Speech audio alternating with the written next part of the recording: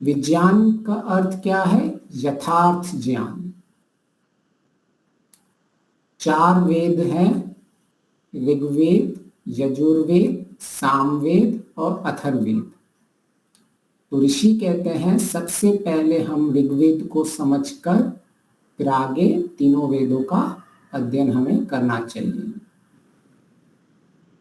तो ऋक् का अर्थ होता है पदार्थों का यथार्थ ज्ञान, ऋक्। फिर ऋक् के साथ वेद, वेद वो होता है जिसके हेतु में सत्य सत्य ज्ञान हो। तो ऋग्वेद क्या बनेगा? पदार्थों का यथार्थ ज्ञान जिसका हेतु सत्य हो। तो हमारे जीवन में ज्ञान के स्रोत तो बहुत हैं, ज्ञान तो हर समय हम प्राप्त करते हैं, परंतु कसौटी क्या दी है ऋषि ने?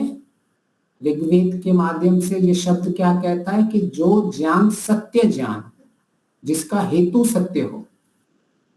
केवल हमें उन्हीं पदार्थों का ज्ञान सत्य मानेंगे जो ऋग्वेद आदि वेदों में दिया गया है।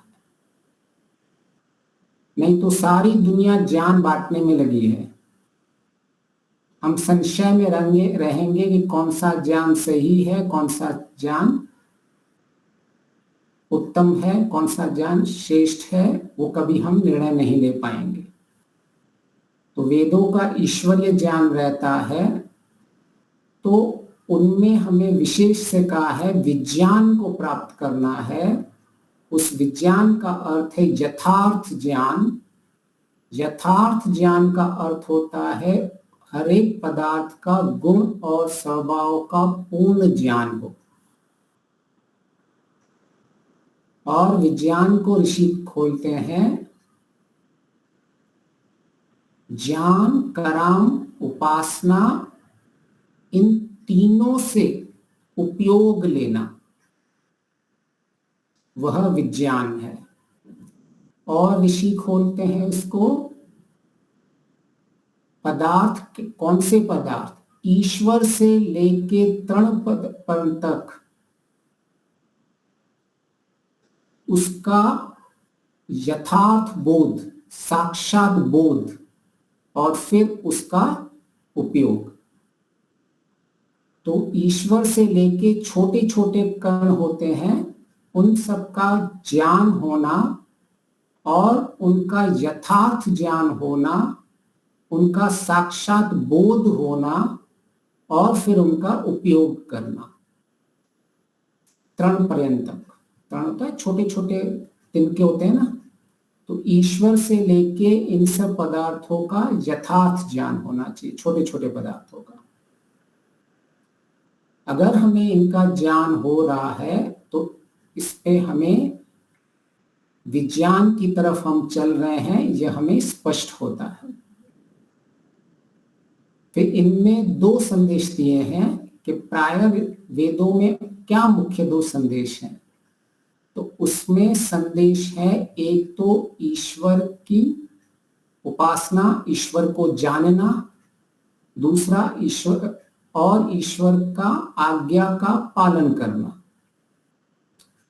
और दूसरा संदेश है कि ईश्वर ने इन पदार्थों का क्यों क्यों बनाया और इनके पीछे प्रयोजन क्या था ईश्वर का, और इन पदार्थों का फिर हमें कार्य सिद्ध करना है इन पदार्थों से।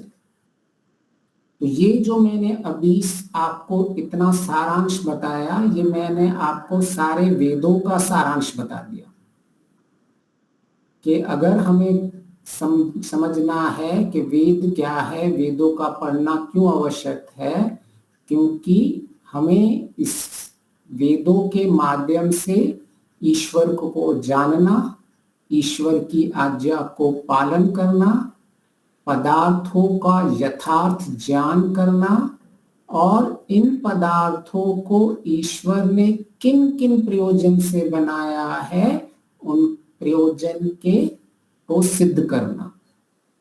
यह है मुख्य वेदों का पूरा सारांश।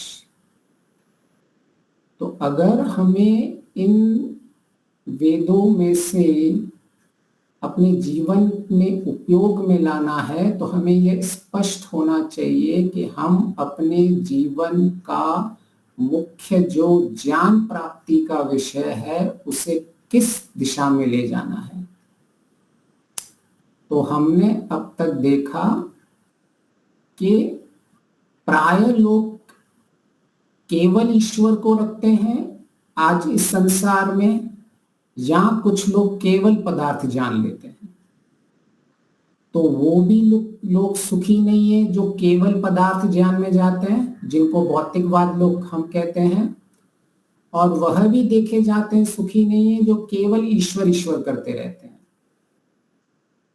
क्योंकि ईश्वर को मानना, ईश्वर को जानना, उसका अर्थ है ईश्वर की आज्ञा का पालन करना।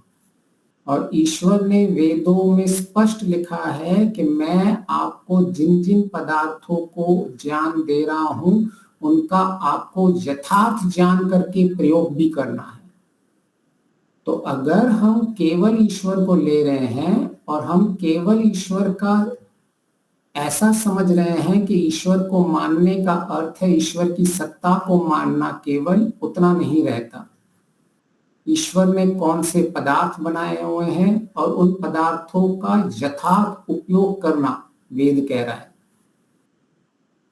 परंतु आजकल जो ईश्वर को मानते हैं केवल ईश्वर ईश्वर भजनीय करते रहते हैं, उनकी आज्ञा का पालन नहीं करते।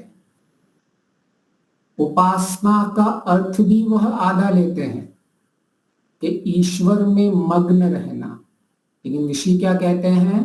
उपासना का अर्थ है ईश्वर में मग्न रहना और उनकी आज्ञा का पालन करना। यह ऋग्वेद भाष्य भूमिका में ऋषि ने स्पष्ट किया है। परंतु हम पीछे वाला कभी इसको स्पष्ट फिर से नहीं लेते हैं कि हमें उसकी आज्ञा का पालन भी करना है। इसके कारण केवल जो ईश्वर ईश्वर करते रहते हैं वो भी दुखी रहते हैं।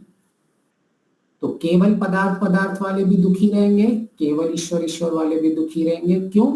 क्योंकि वेदों का सारांश समझा नहीं है हमने, जहां ऋषि स्पष्ट करते हैं कि वेदों का संदेश क्या है। अगर हम पदार्थ ज्ञान होगा तो उन पदार्थ ज्ञान की सीमाएं क्या है, उनका प्रयोग कैसे करना है, उनका उपयोग कैसे करना है। अगर ईश्वर नहीं होगा तो हम उसका दुरुपयोग करेंगे। हम कुछ भी न्यूक्लियर बम बनाएंगे, हम उसका दुरुपयोग करेंगे। हम कुछ जड़ी बूटियां दवाई नहीं बनाएंगे, उनका दुरुपयोग करेंगे। क्यों? क्योंकि ईश्वर नहीं है। जहां ईश्वर नहीं है वहां धर्म नहीं है, और जहां धर्म नहीं है वहां अधर्म होगा ही होगा। इसलिए जो केवल पदार्थ ज्ञान होते हैं, जो साइंटिस्ट तक भी चले जाएं, बड़े बड़े डॉक्टर बन जाएं, बड़े बड़े इंजीनियर बन जाएं, वकील बन जाएं, या बड़े बड़े बिजनेसमैन बन जाएं, तो उनको प्राप्त करने में कोई हानि नहीं है ऐसी स्थितियां। पर ईश्वर को छोड़ दिया तो वो अधर्म में जाएगा, उसकी कभी भी वृद्धि नहीं हो सकती, वह खुद की भी वृद्धि नहीं कर पाएगा और इस संसार की भी कभी उन्नति नहीं हो सकती। अभी दूसरे केवल जो ईश्वर ईश्वर ईश्वर करते हैं, उन्होंने अगर इस शरीर का ज्ञान प्राप्त नहीं किया, पदार्थों का प्रयोग कैसे करना है उनका ज्ञान प्राप्त नहीं किया, ये मस्तिष्क कैसे काम करता है उसका ज्ञान प्राप्त नहीं किया, तो भी वह जो ईश्वर ने साधन दिए गए वो उपयोग नहीं कर पाएंगे।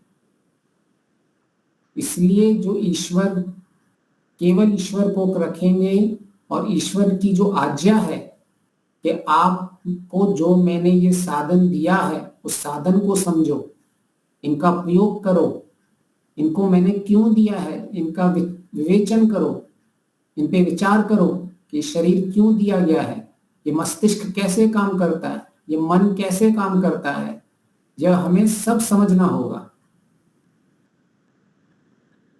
क्यों? ऋषि स्पष्ट करते हैं कि ध्यान में आप मन आदि का विवेचन कीजिए, कि मेरा मन कैसे काम कर रहा है, ये मुझ में वृत्तियां कैसे उत्पन्न हो रही है, कैसे मेरे संस्कार बन रहे हैं, क्यों मुझे क्रोध आ जाता है, कैसी परिस्थितियों में मेरी विचलित अवस्था आ जाती है। तो इन सब का हमें आकलन करना पड़ेगा, वास्तव में ऐसा क्यों हो रहा है। फिर उन सब का ज्ञान हमें मिला हुआ है और उस ज्ञान को प्राप्त करना होता है। परंतु सबसे पहले ज्ञान प्राप्त करने के लिए ज्ञान की विधि में जिज्ञासा होनी चाहिए, प्रश्न होने चाहिए जीवन के अंदर कि मुझे यह जानना है, यह ऐसा क्यों और यह ऐसा क्यों नहीं। जब तक ये प्रश्न वाली बुद्धि नहीं बनेगी, जिज्ञासा बुद्धि नहीं बनेगी, हम अपने लक्ष्य को पूर्ण तरह से कभी प्राप्त नहीं कर पाएंगे। कि मैं कौन हूं, मेरा लक्ष्य क्या है, मैं कैसे प्राप्त करूंगा, ये सारे प्रश्न उठने चाहिए मन के अंदर। क्योंकि इन जिज्ञासा उत्पन्न होते ही हम अपने ज्ञान का सही सही आकलन कर पाते हैं। ऐसे ही एक छोटी बच्ची थी, बच्चे होते हैं बहुत प्रश्न पूछते हैं, बहुत जिज्ञासा होती है उनकी। तो पूछती है ये कौवा क्या है, ये पेड़ क्या है, ये बादल क्या है, ये सामने आकाश नीला क्या है। प्रश्न पूछती जा रही थी, माँ से पूछती जा रही थी। तो उसकी माँ तंग हो गई, बोलती है पता है तेरे को, जिसमें ज्यादा जिज्ञासा प्रश्न पूछते हैं ना, उसको बिल्ली वो बिल्ली मर गई, कि जो ज्यादा प्रश्न पूछते हैं। तो बोली बिल्ली ने ज्यादा प्रश्न पूछे और बिल्ली मर गई। तो चुप हो जाती है थोड़ी देर के लिए। फिर बोले बिल्ली ने आखिरी प्रश्न कौन सा पूछा था। तो ऐसे ही हमें बच्चों की तरह जिज्ञासा होनी चाहिए कि हम जीवन के अंदर जिस ज्ञान को प्राप्त कर रहे हैं, उस प्राप्त करने के पीछे हमें क्यों यह चीज ऐसी है। तो हमने अभी तक समझा कि सबसे पहले हम ज्ञान प्राप्त करते समय विधि जो बताई गई है, अक्सर हमें यह शिकायत रहती है कि मेरा ज्ञान मेरे कर्मों में क्यों नहीं आता। तो हमने अब तक यह समझा कि जब तक हम उस विधि को नहीं धारण करेंगे, श्रवण, चिंतन, मनन, निधिध्यासन और साक्षात्कार, यह हमारी विधि है। इन विधियों पे चलकर ही वास्तविक ज्ञान होता है। परंतु हम उसको ज्ञान मान लेते हैं जो वास्तविक ज्ञान होता ही नहीं। एक दिन किसी ने मेरे से प्रश्न पूछा कि ज्ञान है फिर भी कर्म क्यों नहीं आता है कर्म में। तो मैंने उनको उत्तर दिया, क्या आपके पास जानकारी है या ज्ञान है। अगर कर्म में नहीं आ रहा है तो केवल आपके पास जानकारी है। जो ज्ञान होता है वह वास्तविक में कर्म में आता ही है। ये ज्ञान की कसौटी है। अगर हम ऐसा कह रहे हैं कि मुझे ज्ञान है लेकिन मेरे कर्मों में नहीं आ रहा है, तो उसका अर्थ है हमें केवल जानकारियां हैं, जिनको बोलते हैं इंफॉर्मेशन ओनली। इंफॉर्मेशन अलग होता है, नॉलेज अलग होता है, विजडम अलग होता है। जानकारी भिन्न होती है, सामान्य ज्ञान भिन्न होता है और तत्व ज्ञान और विज्ञान भिन्न होता है। तो जब भी कहा गया है शास्त्रों में ज्ञान से मुक्ति है, तो वहां विज्ञान से मुक्ति कहा गया है, वहां तत्व ज्ञान से मुक्ति कहा गया है। केवल जानकारियों से मुक्ति की कहीं भी लिखी नहीं है। परंतु हम हमेशा ऐसा ही मानते हैं कि मैंने जान लिया, मैंने सुन लिया, तो अब मेरे जीवन में बदलाव, परिवर्तन आना चाहिए। कभी नहीं आएगा। तो क्यों नहीं आता है? उसका मुख्य कारण यही है कि हम श्रवण भी सही से नहीं करते हैं। ज्ञान प्राप्त करने के लिए जो स्टेप्स है, पहला स्टेप है श्रवण, दूसरा है चिंतन मनन, तीसरा निधिध्यासन, फिर चौथा है साक्षात्कार, जिसको हम कहते हैं आचरण और व्यवहार। तो हम प्राय श्रवण से ही बाहर नहीं निकलते हैं। हम कोई सत्संग में जाते हैं, सत्संग में बैठते हैं, सत्संग में अच्छी भावना बनती है, जैसे ही वहां से बाहर निकलते हैं हमारी गॉसिप स्टार्ट हो जाती है, हमारी निंदा चुगली सब आरंभ हो जाती है। ऐसा क्यों होता है? क्योंकि हमने श्रवण ही ठीक से नहीं किया होता है। तो श्रवण की हमने कसौटी क्या बताई थी? श्रवण की कसौटी थी ध्यान पूर्वक, व्यवस्थित और पूर्ण सुनना। अगर हमने किसी को ध्यान पूर्वक नहीं सुना है तो हम अभी तक ऐसा भी नहीं कह सकते हैं कि मुझे शब्द ज्ञान हुआ है। कई बार लोग कहते हैं कि मुझे शब्द ज्ञान तो है लेकिन मेरे कर्मों में नहीं है। शब्द ज्ञान की भी कसौटी होती है कि आपको हमें वास्तविक शब्द ज्ञान भी है या नहीं। केवल ध्यान से सुना हुआ, व्यवस्थित सुना हुआ, क्रम से सुना हुआ और पूर्ण सुना हुआ को ही शब्द ज्ञान कहते हैं। अभी तो बात की बात है कि व्यवहार में आए नहीं आए वो तो अभी दिल्ली दूर रहती है हमारी, लेकिन हम क्या कर रहे हैं, हम वास्तविक परिभाषाएं अपनी को स्पष्ट कर रहे हैं कि हम अपने आप को सही शब्दों से समझाएं बुद्धि को कि क्यों मेरे ज्ञान मेरे व्यवहार में नहीं आ रहा है। तो सबसे पहले उसको टैग लगाओ, क्या ये मेरा ज्ञान अभी तक केवल जानकारी है? क्या यह मेरा ज्ञान जो है मैंने ध्यान पूर्वक सुना पढ़ा हुआ है? क्या मैंने इस जो जानकारी है इसको मैंने व्यवस्थित पढ़ा है, या कभी यहाँ से सुन लिया, कभी वहां से सुन लिया, कभी कोई व्हाट्सएप पे देख लिया। आजकल तो सबसे ज्यादा यूनिवर्सिटी व्हाट्सएप की चलती है, तो उस ज्ञान लेने में कोई आपत्ति नहीं है, लेकिन जो भी ज्ञान जहां से ले उसको पूर्ण और व्यवस्थित ले, नहीं तो अर्ध ज्ञान जितना झूठ होता है उससे भी बहुत हानिकारक होता है अर्ध सत्य। और हम बहुत सारे लोग ऐसे ही स्थितियों में जी रहे हैं, सत्य पूरा नहीं आया है और अर्ध सत्य को पूरा ज्ञान बैठकर और फिर कहते हैं हमारे जीवन में परिवर्तन नहीं होता है। क्यों? क्योंकि ये अर्ध सत्य हमारी हानि कर रहा है हमारे इस जीवन में, क्योंकि श्रवण को ध्यान पूर्वक पूर्ण सुनना होता है।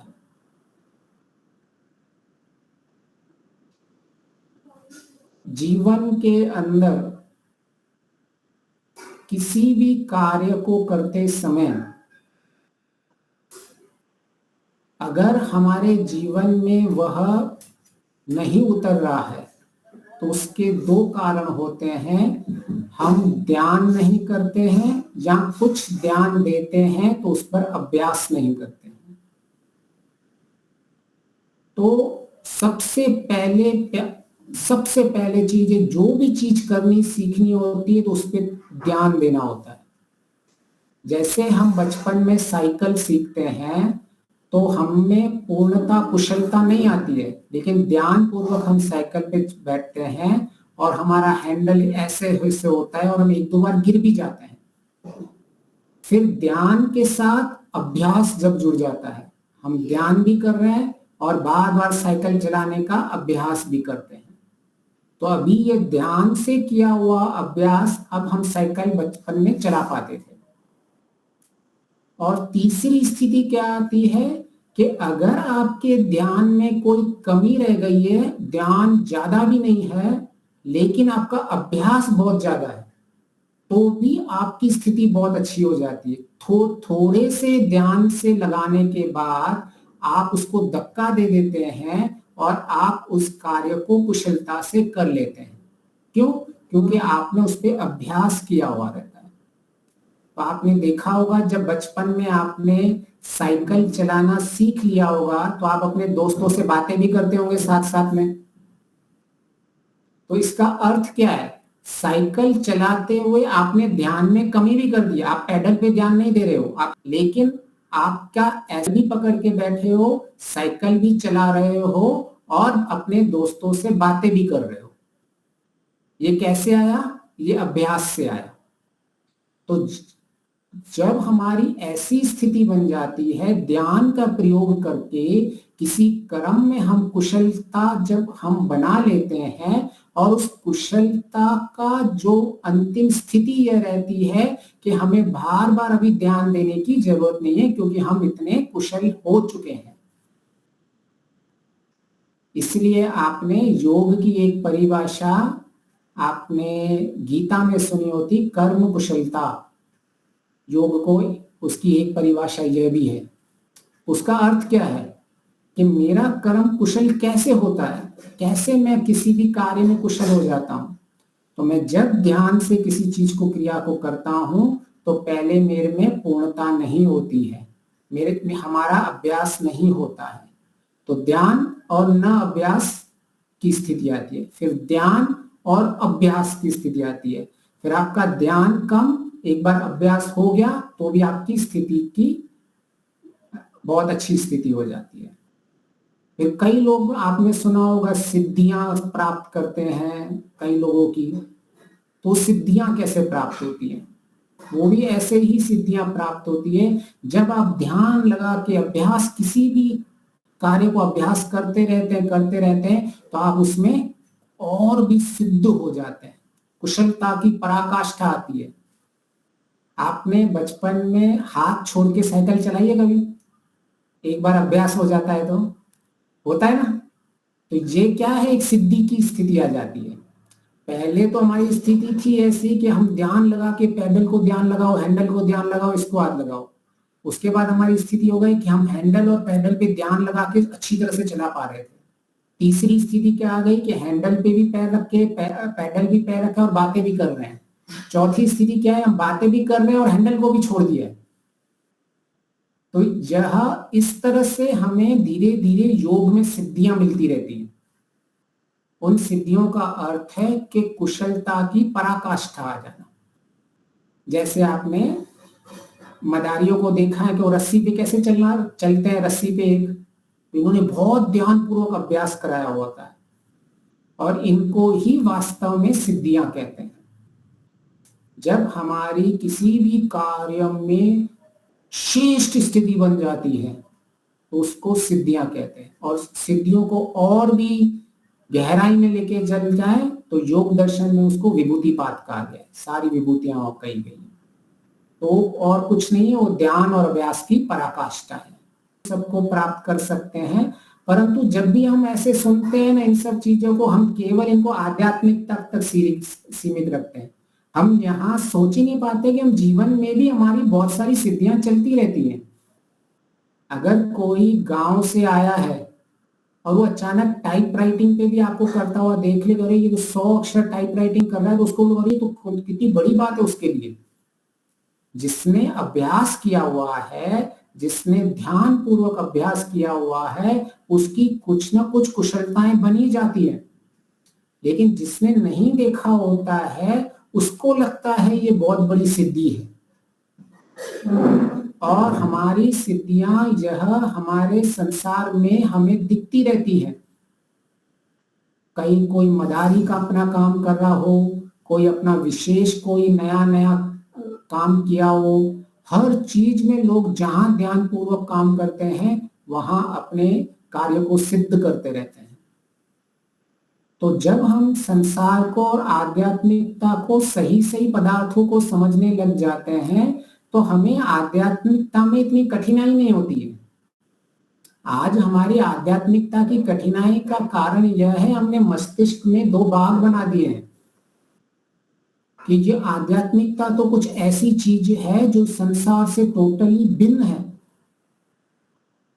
इनकी सिद्धियां कुछ और है, इनकी सिद्धियां कुछ और है, इसीलिए हम बहुत ही संशयात्मक जीवन जीते हैं।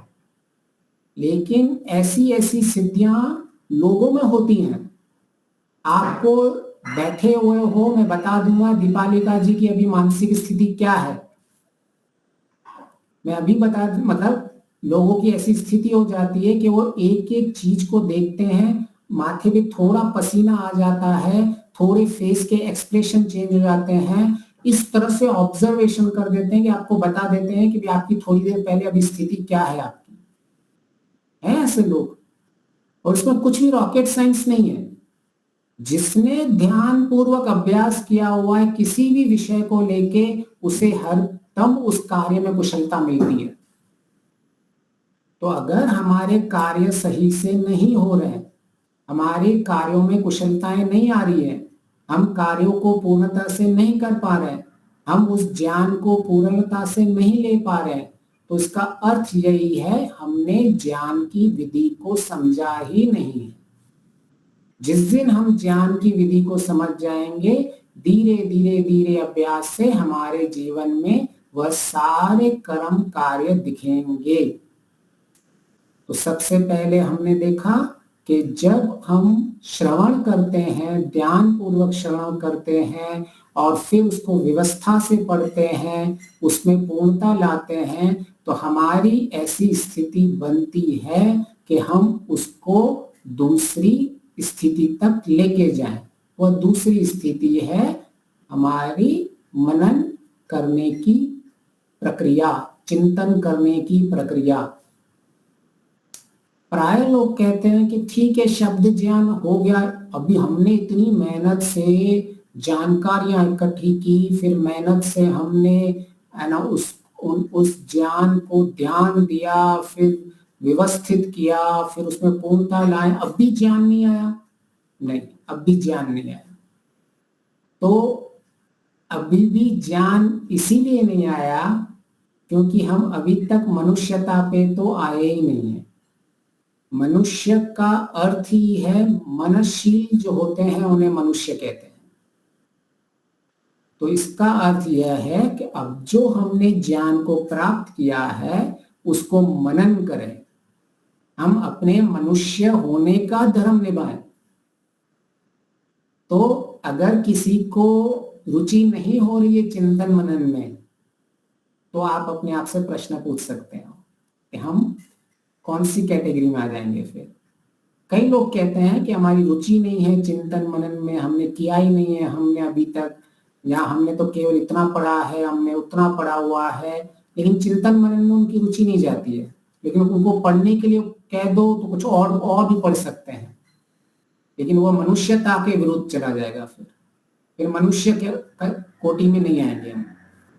मनन जब तक नहीं करेंगे, चिंतन नहीं करेंगे, तब तक उस कोटि में नहीं जाएंगे।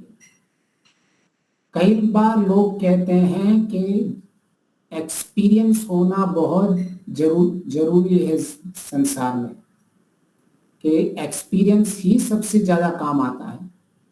लेकिन मैं कहता हूं केवल एक्सपीरियंस नहीं, इवैल्यूएटेड एक्सपीरियंस होना चाहिए। उसका अर्थ होता है कि जितना भी आपको जीवन के अंदर ज्ञान होता है, क्या वो ज्ञान विवेचना से आया है, क्या वो ज्ञान चिंतन मनन विचार से आया है? नहीं तो कितनी भी उम्र हो जाए, कितने भी साल हो जाए, उस ज्ञान की कोई वैल्यू नहीं रहती है। ज्ञान का केवल और केवल एक ही कसौटी है, मनुष्य का अगर ज्ञान है तो मनन किया हुआ होना ही चाहिए, नहीं तो वह ज्ञान मनुष्य का हम मान ही नहीं सकते हैं कि मनुष्य उस बुद्धि को समझ पा रहा है। तो हमें सबसे पहले जितना भी ज्ञान व्यवस्था से प्राप्त किया है उसका चिंतन मनन करें। चिंतन मनन का अर्थ यह है कि संशय रहित ज्ञान बनाना। जितना भी हमने ध्यान पूर्वक ज्ञान लिया है, जितना भी व्यवस्था से ज्ञान लिया है, अब आपकी बुद्धि में प्रश्न उठेंगे। आपकी बुद्धि में जब उसके चिंतन मनन करोगे तो ये ऐसा क्यों, ये ऐसा क्यों, ऐसे प्रश्न उठने लग जाएंगे और आपको फिर संशय होगा। फिर आपको उस संशय का निवारण करना है। जिसको कहते हैं इन्वेस्टिगेशन। उस ज्ञान का आपने जब तक इन्वेस्टिगेशन नहीं की है, प्रश्न नहीं पूछे हैं, जिज्ञासा उत्पन्न नहीं हुई है, अभी तो मुख्य जिज्ञासा तो अभी उत्पन्न होती है इतनी ज्ञान उत्पन्न करने के बाद कि आखिर ये चीज क्या है। मैं आपको कहूंगा कि संतोष योग दर्शन में लिखा हुआ है, यम नियम में संतोष का पालन करना चाहिए। और दूसरी जगह आप करोगे कि आध्यात्मिकता में अगर किसी ने संतोष किया हुआ है तो किसी की वृद्धि कभी नहीं हो सकती। तो अभी आप क्या करोगे? तो हमारा ज्ञान में अब हमारा प्रश्न उठना चाहिए कि ऐसा कैसे दोनों शास्त्रों की बातें कर रहे हैं। एक कहता है संतोष होना चाहिए और एक कहता है संतोष नहीं होना चाहिए। तो हमें अपनी बुद्धि में ये बुद्धि में स्पष्ट कब होगा? जब हम दोनों संतोष को सुनेंगे और उन दोनों संतोष को सुनने के बाद जब हम विवेचना करेंगे कि यह संतोष क्या कह रहा है, यहाँ ऋषि पतंजलि क्या कह रहे हैं और यहाँ ऋषि कपिल क्या कह रहे हैं। अभी उसको चिंतन मनन और इन्वेस्टिगेशन बोलते हैं। नहीं तो आधी दुनिया तो हम इतना समय तो हमारा संशय में ही चला जाता है। और कई लोग मुझे ऐसे ही मिलते हैं कि शास्त्रों में तो विरुद्ध चीजें लिखी हुई हैं। तो उसका उत्तर क्या है? जिस दिन हम मनुष्य बन जाएंगे तो कुछ भी विरुद्ध नहीं लगेगी, केवल मनन करना है कि वहां ऋषि पतंजलि कह रहे हैं संतोष करने का अर्थ है कि मैंने अपना पूर्ण पुरुषार्थ दे दिया, फिर जो भी मिला उसमें मैं संतोष हूं। इसका अर्थ वहां है कि मुझे सांसारिक वस्तुओं से पुरुषार्थ करने के बाद उनमें संतोष का पालन करना है। लेकिन आध्यात्मिकता का संतोष नहीं करने की बात क्या चल रही है कि हमें स्वाध्याय में कभी संतोष नहीं करना चाहिए, हमें ध्यान में कभी संतोष नहीं करना चाहिए, हमें दान देने में कभी संतोष नहीं करना चाहिए। ऐसी ऐसी जब चीजों में संतोष नहीं करते हैं तब हमारा व्यक्तित्व महान बनता है। तो दोनों परिस्थितियों में संतोष की परिभाषा मननशील मनुष्य के बाद स्पष्ट होती है। नहीं तो मननशील नहीं होगा तो उसे हमेशा उसके जीवन में संशय हमेशा बढ़ेगा। और यही संशय जो है यह हमारी अशुद्धता का बहुत बड़ा कारण होता है। तो हमें चिंतन मनन के द्वारा इन सारे संशयों को दूर करना चाहिए। ऐसे कई उदाहरण हैं जो आपको शास्त्रों में विरुद्ध लगेंगे। कोई कहेगा तप की परिभाषा कहेगा द्वंद्वों को सहन करना तप है। कोई बताएगा कि प्राणायाम को मनुस्मृति में लिखा हुआ है कि प्राणायाम बहुत बड़ा तप है। कोई कहेगा कि जब आप भू भुव स करके प्राणायाम करते हो तो महातप है। कोई कहेगा सत्य बोलना जो शास्त्रों में लिखा हुआ है वह सबसे बड़ा तप है। कोई बोलेगा महर्षि दयानंद जी कहते हैं कि धर्म के मार्ग पे चलते समय कष्टों को सहन करना तप है। फिर कोई कहेगा आपको कि आप अगर एक अपने सोने के महल में भी बैठे हैं और एक अच्छे बड़े मुलायम से गद्दे पे सोए हुए हैं और आप वेद का अध्ययन कर रहे हो तो वो भी बहुत बड़ा तप है। तो इतनी सारी आपको तप की परिभाषाएं मिलेंगी आप अगर शास्त्र पढ़ोगे तो इसका अर्थ यह है कि हमें सब दृष्टिकोण से सारी परिभाषाओं को समझ के इनका समन्वयात्मक ज्ञान निकालना होता है। और वेद क्या कहता है? तपो, तप को जानो, तप में रुचि करो, तपस्वी बनो और अपना जीवन तपोमय बना दो। तो हमें तप की इतनी सारी परिभाषाएं मिलेंगी और उनको सबको भिन्न भिन्न दृष्टिकोण से देख के और हमें उन सबको समझना होगा। आज मैंने कई लोगों को देखा है कि कुछ शास्त्र पढ़ते हैं हम लोग, कुछ शास्त्रों में भाषाएं पढ़ते हैं, और जैसे ही कोई भिन्न परिभाषा लेके आता है तुरंत विरोध करने लग जाते हैं। क्यों? क्योंकि हमने उतना ही पढ़ा हुआ होता है। ना हमने मनुस्मृति पढ़ी हुई है, ना हमने अथर्ववेद का ये तपों का मंत्र पढ़ा हुआ है, ना हमने योग दर्शन का तप पढ़ा हुआ है, ना हमने अपने सत्यार्थ प्रकाश स्वामी महर्षि दयानंद जी की तप की डेफिनेशन पढ़ी, पूर्णता पढ़ी होती है। अभी वो पूर्णता नहीं होती है तो इसके कारण संशय उत्पन्न होता है। और यहां तक कि हम ऐसा भी नहीं कहते कि ठीक है मैं जितना जानता हूं उसके अनुरूप तप की यह परिभाषा है। हम तो इसको ही मानते रहते हैं कि जो मैं जानता हूं वास्तविक परिभाषा वही है, और खंडन करने लग जाते हैं। कई लोग आपको ऐसे मिलेंगे, और वो बेचारे असत्य नहीं होते हैं, वो जितना जानते हैं उतने में वो सही होते हैं, परंतु वेद का ज्ञान जो है, जो ऋषियों का ज्ञान है, वो व्यापक ज्ञान होता है, वो गहरा ज्ञान होता है। अगर आप उनको 2-3 शब्दों में, 2-3 दृष्टिकोण में बांधने की कोशिश करोगे तो ऐसा नहीं होता। वेद के हर एक मंत्र के भी 3 अर्थ हो सकते हैं। आध्यात्मिक अर्थ हो सकता है, आदि बौद्धिक अर्थ हो सकता है, आदि दैविक अर्थ हो सकता है। तो यह ऐसा इसलिए बनाया गया है क्योंकि हमारी बुद्धि ऐसे भिन्न भिन्न दृष्टिकोण से देखने जैसी बने। प्राय हम एक संकुचित बुद्धि लेके जीवन जीते हैं, तो ऐसी संकुचित बुद्धि जीवन जिएंगे तो हम व्यापक कभी भी देख नहीं पाएंगे दृष्टिकोण को। और ये मनन चिंतन वाली स्थिति वही है, हमारा दृष्टिकोण व्यापक करता है। तो जब हमारा दृष्टिकोण व्यापक होता है तो हमारे संशय कम हो जाएंगे, और जितना जितना संशय कम होता जाएगा आपका ज्ञान उतना उतना शुद्ध होता जाएगा। तब चिंतन मनन प्रक्रिया के बाद उसे कहा जाता है संशय रहित ज्ञान। क्या अभी मेरे जीवन के अंदर क्रियात्मक में आ जाएगा? क्या अभी मेरे जीवन में व्यवहार में आ जाएगा?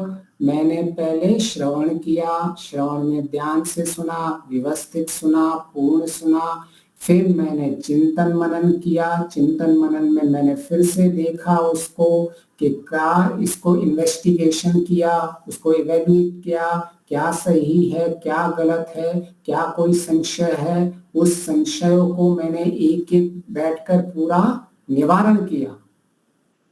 अभी मेरे ज्ञान को कहा जाता है विवेचनात्मक ज्ञान, संशय रहित ज्ञान। अभी भी कोई गारंटी नहीं है कि हमारे व्यवहार में आ जाएगा, जब तक पूरी विधि नहीं होगी। तो पूरी विधि जो तीसरी स्थिति आती है, वह तीसरी आती स्थिति निधिध्यासन। एक बहुत बड़ा सत्य है इस संसार का और इन शास्त्रों का, जिनके पीछे की हमें गहराई को समझना होता है। कि ज्ञानात् मुक्ति हम कहते हैं, लेकिन केवल ज्ञान से मुक्ति कभी नहीं होती। लेकिन ऋषि क्या कह रहे हैं उसका समझना पड़ेगा, उसका तत्व ज्ञान समझना पड़ेगा। जब हम कहते हैं ज्ञानात् मुक्ति तो उसका अर्थ है कि ज्ञान मूल में होगा, लेकिन हर चीज के लिए हमें शक्ति चाहिए होगी उस ज्ञान को जीवन में उतारने के लिए।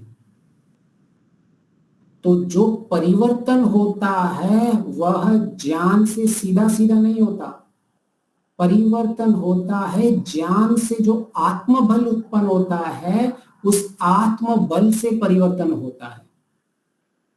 आपको तो हम सब सुनते हैं झूठ नहीं बोलना चाहिए, सत्य बोलना चाहिए। आप कर दो उसको अच्छी तरह से ध्यान पूर्वक सुनो, उसका विवेचन करो, उसको व्यवस्थित समझो, उसको पूर्ण समझो, कि उस सारे संशय मिटा दो तो भी ज्ञान कभी ऐसा नहीं होगा कि आप सत्य बोलना छोड़ देंगे।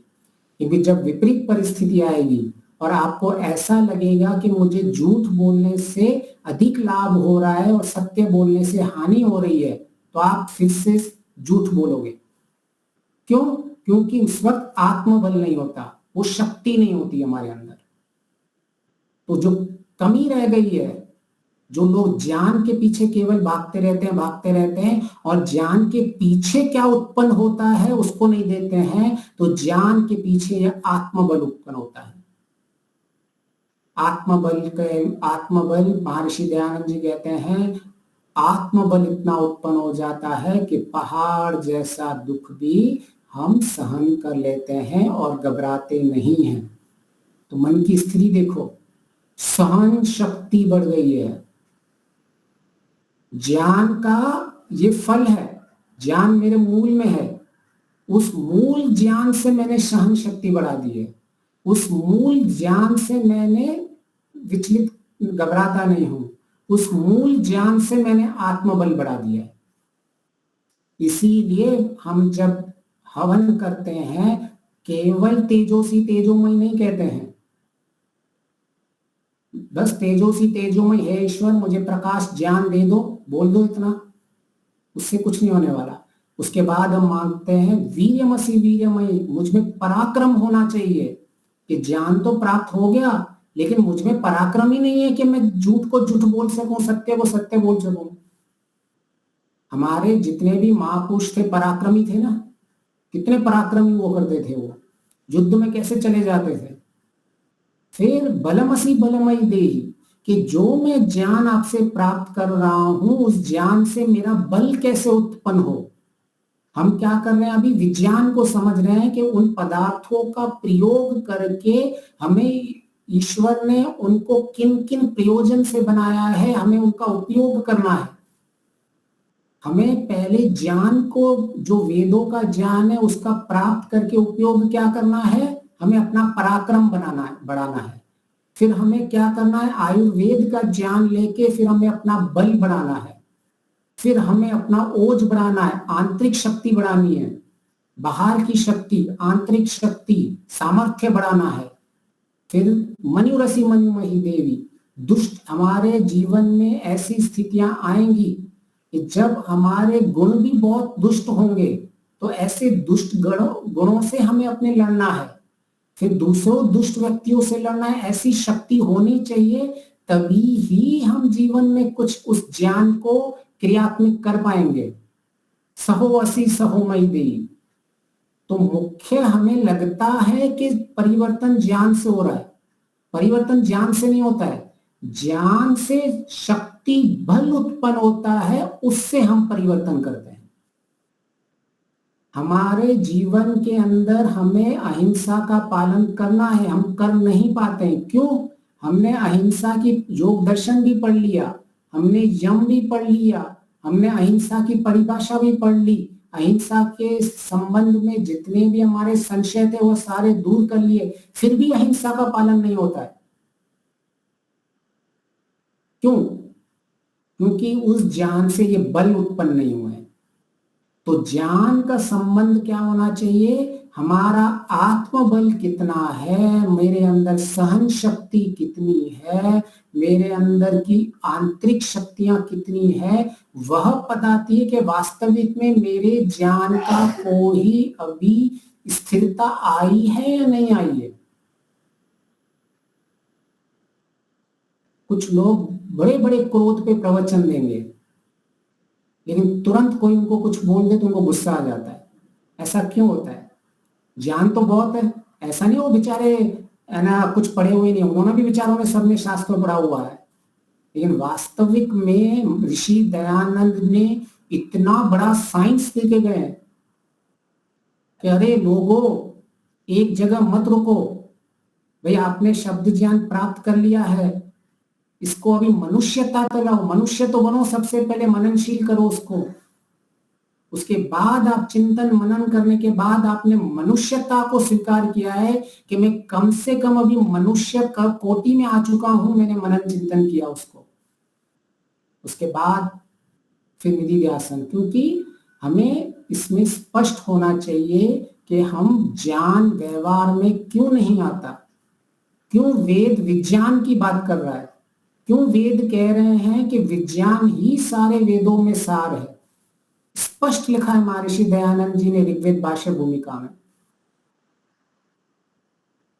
तो हमें अपने विज्ञान के लिए स्पष्ट होना चाहिए कि किसी भी चीज के कार्य में करते समय ज्ञान का वास्तविक अर्थ होता है, तत्व ज्ञान का वास्तविक अर्थ होता है, मेरे अंदर उस ज्ञान के मूल से आंतरिक शक्तियां उत्पन्न हो रही है। हमारा आत्मबल दिन बर दिन बढ़ता जा रहा है, हमारी सहन शक्ति दिन बर दिन बढ़ती जा रही है, हमारा आंतरिक सामर्थ्य बढ़ रहा है। अगर वह नहीं बढ़ेगा तो ज्ञान में फिर से उसको संशयात्मक ज्ञान में लेके जाओ, विधि फिर से लेके जाओ पीछे। ठीक है, हमारी कई चीजों में ऐसा होगा कि भाई हम हमारे अंदर उत्पन्न नहीं हुआ होगा, तो फिर से हमें देखना है उसका अभ्यास, ध्यान और अभ्यास, ध्यान अभ्यास, ध्यान अभ्यास, ये निरंतर चलता रहेगा दीर्घ काल तक। और इसमें कोई रॉकेट साइंस नहीं है। जैसे आप जीवन में साइकिल चलाना सीखे हो, ऐसे ही आपको सीखना है। साइकिल चलाने के लिए कोई रॉकेट साइंस नहीं थी, अभी हमने पढ़ा, देखा, सुना, ठीक है। ध्यान देना है और अभ्यास करना है। ध्यान देके अभ्यास करेंगे, कुशलता आएगी। ध्यान देके अभ्यास करेंगे तो और कुशलता आएगी। ध्यान दे कम भी हो गया, अभ्यास बढ़ गया तो भी कुशलता बढ़ती जाएगी। तो ऐसे ही जीवन में शास्त्रों का ज्ञान चलता रहता है कि हमारा ध्यान और अभ्यास कैसे होता जा रहा है। ध्यान अभ्यास, ध्यान अभ्यास, यम नियम उपासना, यम नियम उपासना, ये जो 8 अंग हैं ये साइकिल में चलते रहते हैं। तो आज हमने इस ज्ञान की पद्धति को समझा, ज्ञान की विधि को समझा, विज्ञान क्या है, वेदों का संदेश क्या है। श्रावणी मास चल रहा है, हम वेदों का अध्ययन कर रहे हैं और वेदों के सारांश को समझने की कोशिश भी की। अगर कोई प्रश्न है तो हम अभी ले सकते हैं उसको।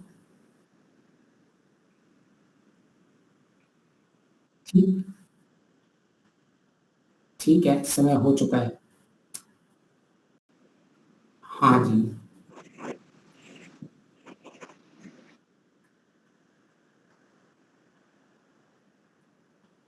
हम्म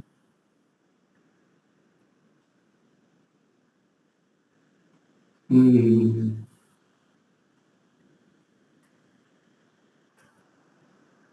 हम्म हम्म हम्म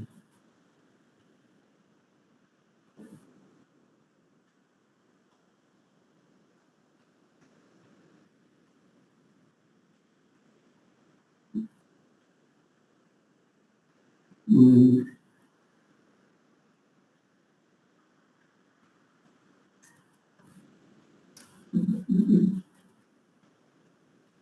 हाँ, देखो, ये जो आप गीता का आप ये गीता का रेफरेंस करके बोल रही हैं, तो गीता में देखो कोई भी ज्ञान का पीछे उसके जब भी श्री कृष्ण ने अर्जुन का दिया है तो उसके पीछे उसको, जब वो बोल रहा था मैं तो अपने ही लोगों को मार रहा हूँ, ठीक है, उसका पूरा दृष्टिकोण तब यह था और उस वक्त का सीनेरियो ये था। उसका लक्ष्य, उसका श्री कृष्ण का बताने का यह था उसका कि भाई आप जो इनको मार रहे हो वास्तव में वो मरेंगे ही नहीं। तू कौन आता है मारने वाला, तू उसको मार ही नहीं सकता है, इसलिए तू शोक मत कर। उसका शॉर्ट में पर्पस उतना ही था श्री कृष्ण ने क्या समझाने का कि भाई तू शोक में इसीलिए है कि तेरा फूफा है, तेरा चाचा है, तेरा दादा है, तेरा कजिन है, तेरा ये है, इसलिए शोक में है ना, और इसीलिए शोक में तू इनको मारने वाला है। तो जो भी है कुछ भी कर ले, ये मरने वाले नहीं है। तो वो जो भी चीजें बताई गई हैं वो सिर्फ इतना बताने का एक प्रयत्न किया गया है कि यह मरेंगी नहीं, ये इटर्नल है। तो आप उसको इटर्नल पॉइंट ऑफ व्यू समझने की कोशिश कर दें कि भाई यह आदि काल से है और अनादि काल तक हमेशा चलती रहेंगी, उनका कभी नाश नहीं हो सकता। अभी नाश होने के लिए आपको एलिमेंट होना जरूरी है, आपको एटम होना जरूरी है, आपका जो फिजिकल मटेरियल होना जरूरी है। तो अगर आप डिस्ट्रॉय किसको करते हो, आपने एक बड़ा मिट्टी का ठेला लिया और आपने उसको पैर मार के तोड़ दिया। क्यों तोड़ दिया? क्योंकि आप वो मटेरियल से बना हुआ था, फिर उसको तोड़ते जाओ तोड़ते जाओ तोड़ते जाओ तोड़ते जाओ तोड़ते जाओ तोड़ते जाओ। तो साइंस भी यह कहती है कि आप मटेरियल को भी एक लेवल के बाद तोड़ नहीं सकते। तो आप मटेरियल को भी कुछ नहीं कर सकते, तो आत्मा में क्यों प्रश्न है हमारा? अगर यह प्रश्न तो हमारा मटेरियल के लिए भी होना चाहिए कि आप फर्दर उसका कुछ कर ही नहीं सकते, अंतिम स्थिति में जाके आप उसको तोड़ते जाओ तोड़ते जाओ तोड़ते जाओ, एटम को तोड़ते जाओ, इलेक्ट्रॉन प्रोटॉन्स न्यूट्रॉन्स, फिर उसका प्लाज्मा स्टेट आता है, और जितना भी ऐसा उसको चलते जाओ, उसका फिर अंत में जाके उसका कुछ आप कर नहीं सकते। तो वो स्थिति मटेरियल में भी है। तो वो आपका प्रश्न हमारा मटेरियल में होना चाहिए, लेकिन हमने तो उसको स्वीकार कर दिया साइंस को, कि वहां भी अंतिम स्थिति में आके आप उसको कुछ फर्दर कुछ कर ही नहीं सकते, उसका आगे उसका कुछ और हो ही नहीं सकता है। तो आत्मा का तो और भी, जिस आत्मा उससे भी सूक्ष्म है, तो आत्मा का कैसे कोई कुछ टूट सकती है या फूट सकती है? तो जब उसके ऊपर स्थूल लेवल वाली नहीं हो सकती है, जो साइंस की चीज है, तो उससे भी सूक्ष्म वाली चीज तो वैसे ही कोई कुछ नहीं बिगाड़ सकता। तो आप उस सेंस में समझोगे कि अंतिम सूक्ष्मता तक लेके जाइए कि मैंने इसको तोड़ा। आप पहले मटके को देखो, मटके से मिट्टी को देखो, मिट्टी से फिर और भी उसके गुणों को देखो, धीरे धीरे धीरे धीरे इसको आपको मूल प्रकृति तक लेके जाना पड़ता है। मूल प्रकृति के बाद इसका कोई विनाश नहीं कर सकता। इस तरह से जैसे मूल प्रकृति का कोई विनाश नहीं कर सकता, वो इतना छोटा है, तो मैं उनसे भी छोटा हूं, तो मेरे को कोई विनाश करने वाला मुझसे छोटा होना चाहिए। क्योंकि आपको जब मुझे मारना है किसी को, तो जब मैं इसको मार रहा हूं, तो जब इसको कोई तोड़ के मैं अंदर तोड़ दूं, तभी कुछ इसका बोलेंगे ना कि इसको नुकसान हुआ। लेकिन ये अंतिम स्थिति ऐसी है कि इसको मैं तोड़ ही नहीं सकता। तो इसीलिए क्योंकि मैं तोड़ नहीं सकता हूं, इसीलिए इसका सत्व रज तम प्रकृति में भी यही आपका प्रश्न आएगा। और फिर आत्मा उससे भी सूक्ष्म है, तो आत्मा में आप अपने आप को इस तरह से सेटिस्फाई कर सकते हैं कि प्रकृति को ही कभी नाशवान नहीं है, तो आत्मा तो उससे भी सूक्ष्म है, तो कैसे नाशवान हो सकती है? ये मतलब लॉजिकल आंसर आपको मिलेगा। फिर तो आप साइंस को लेके चलोगे तो आपको और अच्छा उत्तर मिल जाएगा इसका, क्योंकि प्रकृति की अंतिम स्थिति ही हम तोड़ नहीं सकते उनको।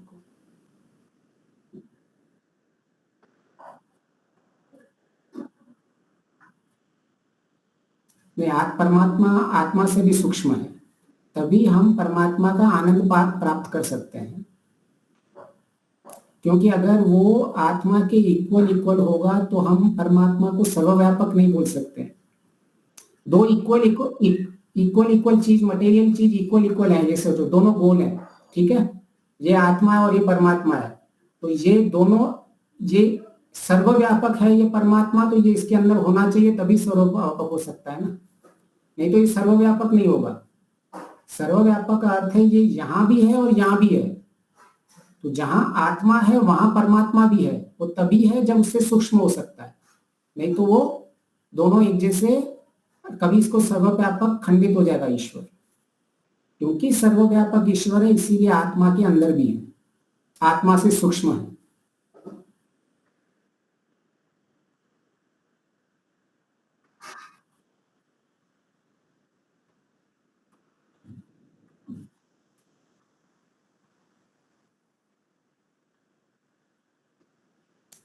आत्मा से ज्यादा सूक्ष्म, जब आप सर्वव्यापक को समझोगे तो आपको वो पता चलेगा कि सर्वव्यापक पे जब आप चिंतन मनन करोगे कि आकाश है, आकाश में ये तारे रुके हुए हैं, ठीक है, तो सबको कुछ आधार चाहिए रुकने के लिए। तो इसी तरह से ईश्वर सर्वव्यापक है, ईश्वर आधार है इन सब का संसार में। तो अगर ईश्वर को ही निकाल दो नीचे से, तो किसी के लिए कुछ आधार ही नहीं बचेगा। तो इसीलिए वो आधार जो होना चाहिए वो सब सर्वव्यापक होना चाहिए, सबसे सूक्ष्म होना चाहिए, तभी ही वो स्थूल को आधार दे पाएगा। तो जिसको आधार देते हैं वो हमेशा स्थूल होता है, जिससे वो आधार लेता है। हाँ, इस और सबका आधार है, उनका सामर्थ्य अधिक है, विभु स्वरूप है, अनंत सामर्थ्य। हम में एक ही व्यक्ति को, एक ही वस्तु को एक ही क्षण में एक ही जानते हैं। वो विभु होने से सब कुछ ये अनंत ब्रह्मांड का, जीवात्माओं का यथावत उसी क्षण जान लेता है। वह बड़ा जबरदस्त सामर्थ्य है, कल्पना से पर। और हम बिल्कुल क्षुल्लक है, नाम मात्र का, फिर भी जो हमारे में 24 शक्ति।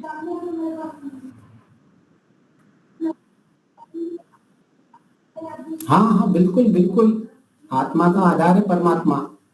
परमात्मा को हटा दो तो आत्मा का कोई अस्तित्व नहीं रहेगा। आत्मा है, चराचर जगत का आत्मा परमपिता परमात्मा है। जगत असत मंत्र में आता है, हम संध्या में बोलते हैं, बिल्कुल आधार है। क्योंकि उसके बिना हम अपना मैं हूं वो भी हम नहीं पहचान सकते। अहंकार, मैं हूं, वो एग्जिस्टेंस, हमारा अस्तित्व है, वो भी उनके बिना हम नहीं जान सकते।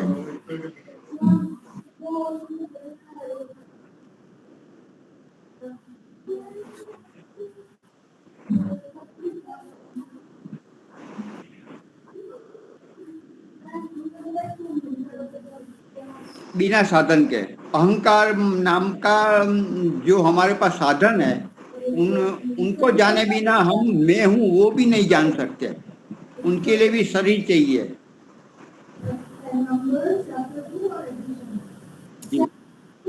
हाँ, आप ये कहना चाहते हैं कि इसमें ईश्वर का क्या काम है अगर मुझे अहंकार को, ठीक है।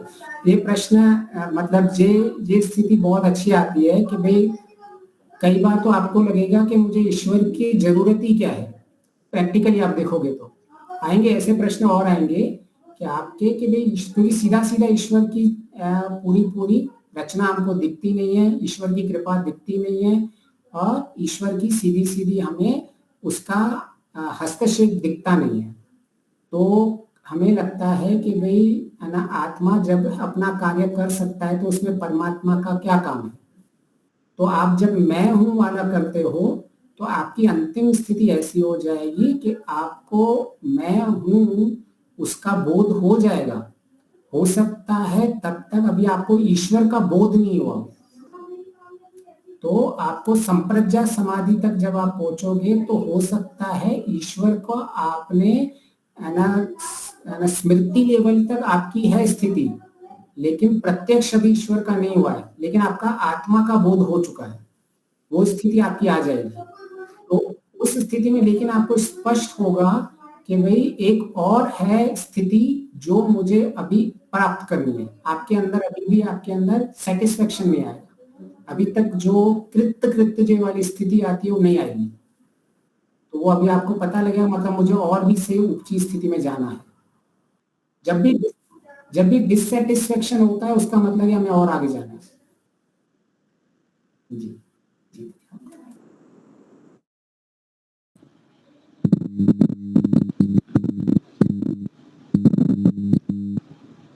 सबको सादर नमस्ते। आवाज जा रही है? आज के पाठशाला का समापन शांति पाठ हो जाएगा उससे। फिर शांति पाठ। ओम द्यौ शांति अंतरिक्षम शांति पृथ्वी शांतिरापः शांतिरोषधयः शांतिर्वनस्पतयः शांतिर्विश्वे देवा शांतिर्ब्रह्म शांतिः सर्वं शांतिः शांतिरेव शांतिः सामा शांतिरेधि। ओम शांति शांति शांति। जय घोष। जो बोले सो अभय। मर्यादा पुरुषोत्तम भगवान राम, योगराज भगवान कृष्ण की, व्याकरण सूर्य गुरु विरजानंद की, युग प्रवर्तक महर्षि दयानंद सरस्वती की, स्वामी श्रद्धानंद की, भारत माता की, गौ माता की, देश के अमर शहीदों की, वेद की ज्योति, ओम का झंडा आर समाज सत्यार्थ प्रकाश प्रलोभनी नमः।